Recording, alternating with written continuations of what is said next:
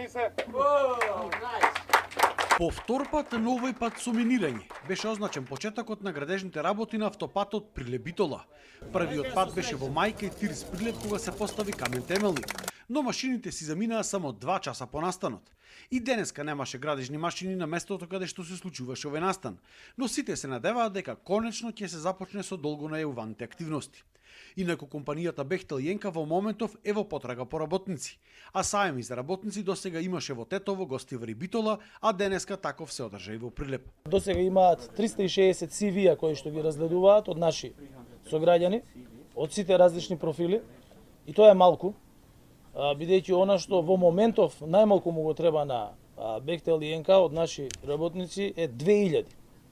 И затоа овие саеми за вработување сакам да бидат поттик за сите наши сограѓани, без разлика на возраста, сите оние кои што се работоспособни, кои што сакаат да работат на овој голем проект, и вакви саеми ќе бидат организирани и во други градови од државата, не само во овој регион, со цел да бидат пополнети со наши македонски работници, така како што стои и во договорот. Беше потенцирано големото значење на изградбата на овие делници, и тоа дека за неколку години целиот коридор 10Д од Градско преку Прилеп и Битола па се до Меджитлија на грчка граница ќе биде покриен со експресни патишта и автопат. Денеска сме на трасата на автопатот Прилеп-Битола, кое што е најголем проект историски гледано во овој регион, кој што несомнено ќе биде шанса за развој, за економски просперитет, за граѓаните да ги задржиме овде, за повеќе домашни и странски инвестиции да имаме во Прилеп и во Битола и во сите останати